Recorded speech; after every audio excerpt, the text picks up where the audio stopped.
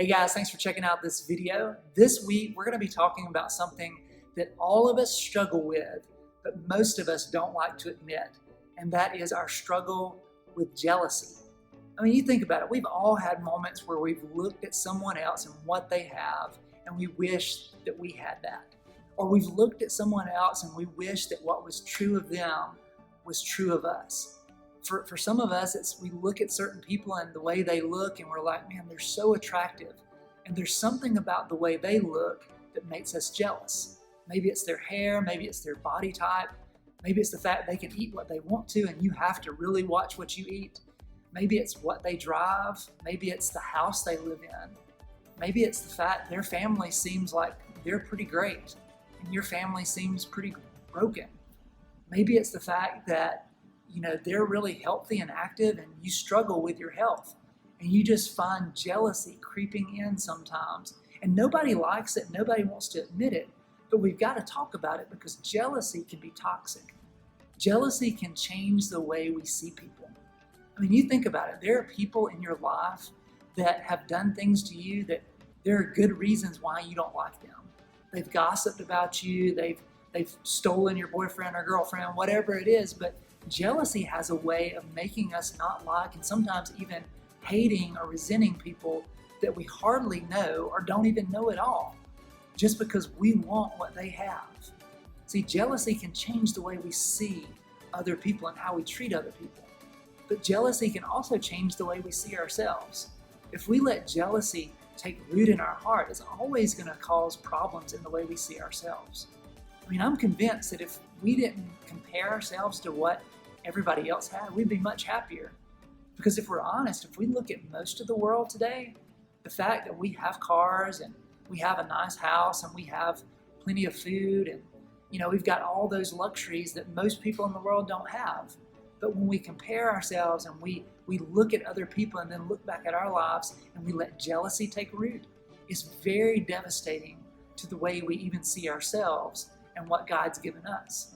So I want us to talk about this. I want us to talk about a story in the Old Testament about a guy named David.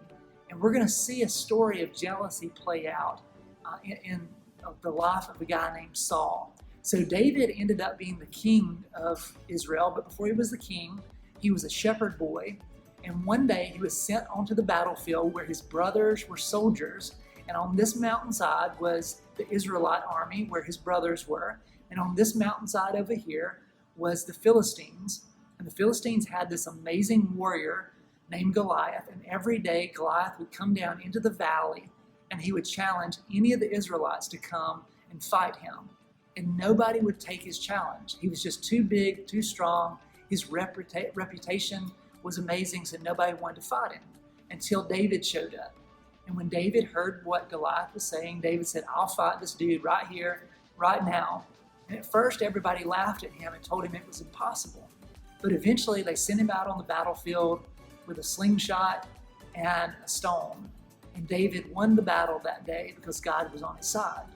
And as you read the story of David, you see that this King Saul, that's the king of the Israelites, begins to promote him up the ranks to where he's a lead guy. And eventually he's in charge of a lot of stuff and he's won all these victories. But one day something changes in Saul's heart when he hears his people in the streets say that David has killed, or Saul has killed his thousands, and David has killed his 10,000s. And there's something that happened that day that caused Saul to start to resent David, even though he's the one that promoted him up the ranks and put him in leadership, and he saw the potential in David. That day, jealousy took root because they heard them talking about the fact that David had killed more men than Saul, that he was a greater warrior than their own king, and he began to see him as a threat. And eventually, if you were to read the whole story, you would see how this begins to destroy his life, and eventually he loses his throne. And it's just this terrible, terrible story of an example of how jealousy can tear someone apart. So the question is, what was the proper response? We saw how Saul did respond, and it was the wrong way. Maybe he should have responded differently, and I think the way that he should have responded was just celebrating the fact that God was using David. See, when we celebrate other people, there's something about jealousy that falls apart. Like its grip lets loose of our heart when we celebrate what God is doing in other people's lives. So I would just challenge you to think about that. When you're tempted to be jealous and resentful and hateful towards someone because of what they have or what is true of them that you wish was true of you, that you would just celebrate it. That if someone looks great and you think they look amazing, go tell them. If they're a great athlete or a great actor, celebrate that. Don't let jealousy grip your heart and destroy your life and your relationships. Wherever you see God blessing and gifting someone else, even though there's something inside of you that might wish you had it, make the choice to celebrate them so that jealousy doesn't take root in your life. Because I promise you, when you celebrate others, you'll like yourself more. But another thing you can do is look at your life and how God's gifted you and how God's blessed you, and make a choice to celebrate those things.